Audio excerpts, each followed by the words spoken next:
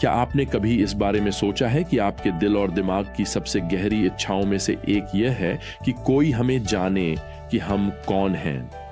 यह जानना कि हम अस्तित्व में हैं, लेकिन उससे भी बढ़कर यह जानना कि हम मायने रखते हैं और कोई हमारी परवाह करता है। मुझे नहीं लगता कि कोई भी भुलाया जाना चाहता है। खैर, मसीहियों के लिए सुसमाचार की सबसे अद्भुत और गौरवशाली सच्चाइयों में से एक यह है कि परमेश्वर हमें जानता है कि हम कौन हैं। वह हमारे नाम जानता है, लेकिन अब यह केवल उसकी सर्वज्ञता के आधार पर निकाला गया निष्कर्ष नहीं है। वास्तव में प्रकाशित वाक्य 20:15 यह संकेत करता है कि हर वह व्यक्ति जो उद्धार पाया है, उसका नाम मेमने की जीवन की पुस्तक में लिखा गया है। सिर्फ इतना ही नहीं कि परमेश्वर हमारे नाम जानता है, बल्कि वह मसीह के लिए किए गए हर सक्रिय सेवा को भी जानता है। बाइबल इब्रानियों 6:10 में कहती है कि परमेश्वर आपके लिए किए गए कार्य को अनदेखा नहीं करेगा। कुछ भी इतना छोटा नहीं है, कुछ भी इतना मामूली नहीं है कि वह उसे न देखे। आप जानते हैं, यह बस एक और ईमानदार दिन का काम हो सकता है, यह एक और कपड़े धोने का काम हो सकता है, एक और गाड़ी की मरम्मत का काम, या शायद एक सर्जन के रूप में अच्छी तरह से पूरी की गई सर्जरी हो सकती है। यह सब परमेश्वर के लिए मायने रखता है। खैर, जब हम आज इस महान रोमियो की पुस्तक के अंतिम अध्याय में प्रवेश करते हैं, तो पौलुस अपने दिल की कृतज्ञता विश्वासियों के प्रति प्रकट करता है और मुझे लगता है कि वह परमेश्वर के हृदय का अनुकरण करता है। वह इस समापन अध्याय में 35 लोगों का नाम लेने वाला है।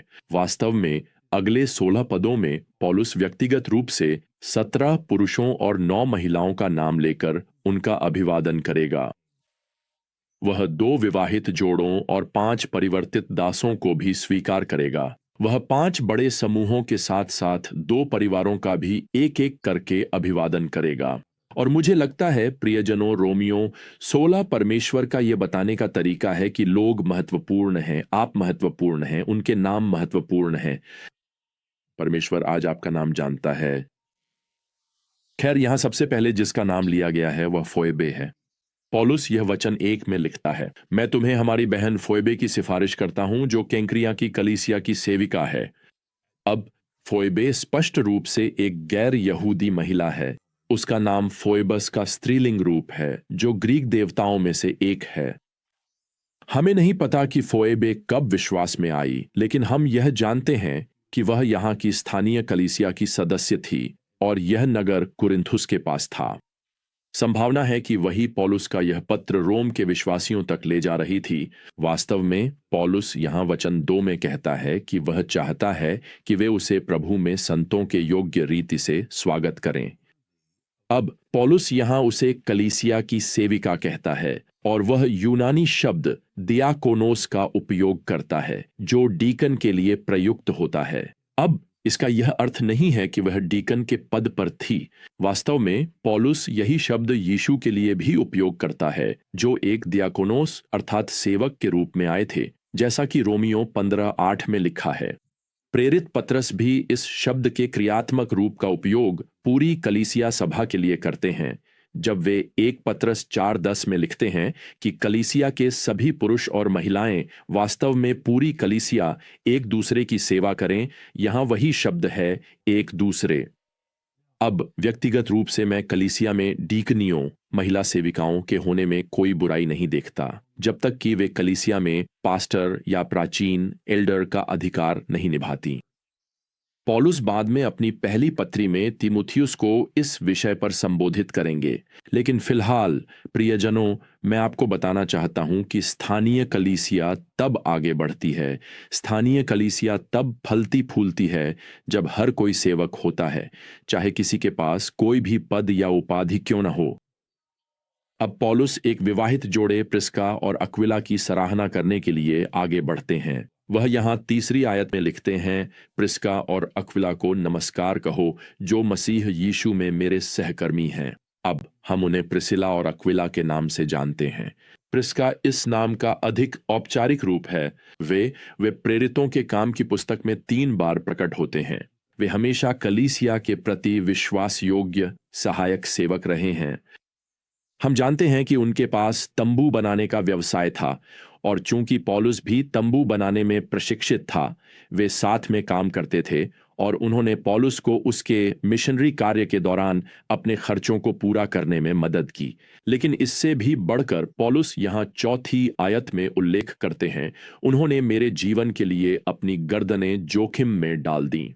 अधिक संभावना है कि यह एफिसुस में हुए दंगे की ओर संकेत है, और यह दर्शाता है कि इस दंपति ने उस समय पौलुस की रक्षा के लिए अपनी जान जोखिम में डाल दी थी, जिसका विवरण प्रेरितों के काम 19 में है। उन्होंने स्पष्ट रूप से उसकी सेवकाई के किसी महत्वपूर्ण क्षण में उसका साथ दिया, और पौलुस उन्हें कभी नहीं भूले। स्पष्ट है कि पौलुस ने उन लोगों की सूची रखी थी जिन्होंने उसके लिए प्रार्थना की और उसके साथ सेवा की। शायद उसने उनके नाम एक एक चर्मपत्र पर लिखे थे। वह इसे अपनी किताबों के साथ रखता था। यह पूरी तरह संभव है कि वह अपने इन वफादार मित्रों की सूची निकालता और उनके लिए प्रार्थना करता, और शायद वह अब भी यही कर रहा है ताकि वह उनका धन्यवाद कर सके। पौलुस यहाँ इस अध्याय में 26 और पुरुषों और महिलाओं की सराहना या अभिवादन करने जा रहा है। मुझे लगता है आप इसे पौलुस की व्यक्तिगत प्रार्थना सूची कह सकते हैं, जो प्रशंसा की सूची है।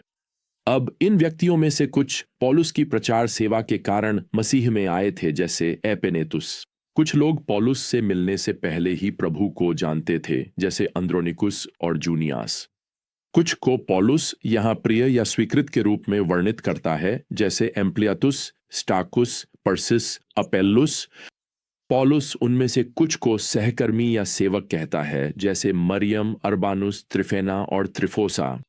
इन दोनों अंतिम नामों वाली महिलाओं की संभावना है कि वे बहनें थीं, शायद जुड़वां बहनें भी, क्योंकि उनके नाम तुकबंदी वाले हैं। पौलुस इन यहूदी विश्वासियों को अपने कुटुंबी कहता है।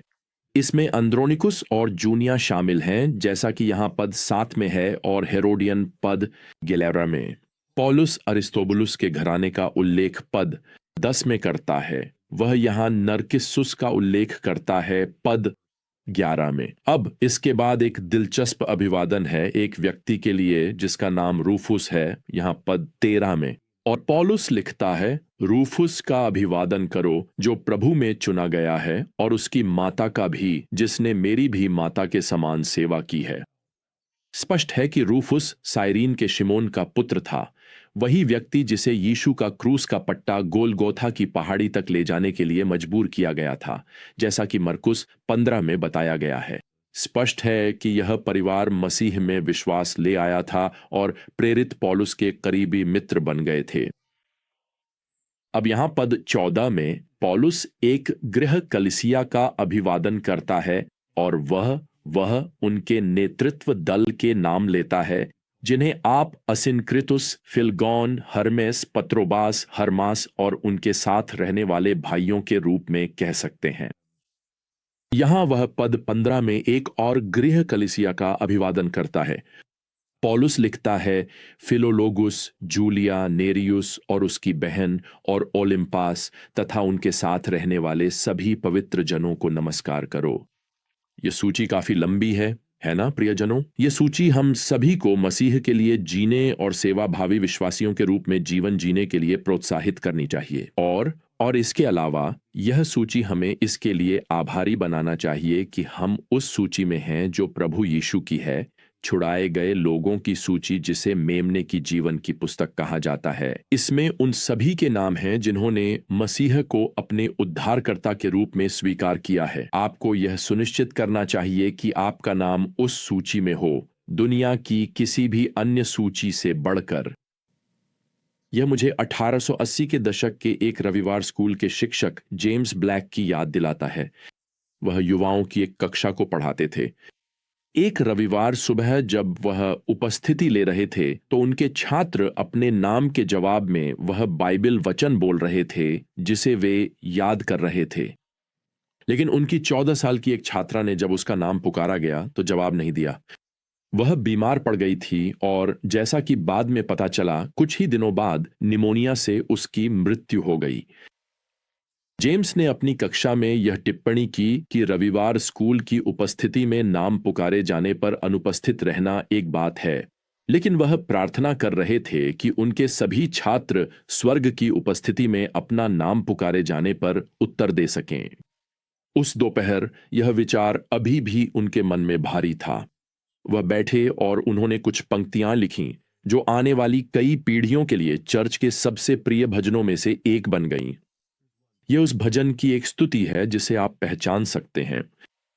उन्होंने लिखा, उस उज्जवल और बादल रहित सुबह को जब मसीह में मरे हुए लोग उठेंगे और उसके पुनरुत्थान की महिमा में सहभागी होंगे, जब उसके चुने हुए लोग आकाश के पार अपने घर में इकट्ठा होंगे और ऊपर स्वर्ग में नाम पुकारा जाएगा, तो मैं वहां रहूंगा। प्रियजनों, मुझे लगता है कि रोमियो अध्याय 16 स्वर्गीय उपस्थिति की एक झलक है। ईश्वर आपका नाम जानता है और मेरा भी। हम में से कोई भी कभी भुलाया या अनदेखा नहीं किया जाएगा। वास्तव में ईश्वर न केवल आपको जानता है, बल्कि वह यह भी देखता है कि आप कहां हैं। वह आपके जीवन के हर एक छोटे से छोटे विवरण की परवाह करता है, और एक दिन वह आपको घर बुलाएगा, और अगर आप कल्पना कर सकते हैं तो वह आपको आपके नाम से पुकार कर स्वागत करेगा। तो जब तक हम फिर से यात्रा शुरू नहीं करते, प्रियजनों, प्रभु यीशु मसीह की अनुग्रह, परमेश्वर का प्रेम और पवित्र आत्मा की संगति आप सभी के साथ बनी रहे। आमीन।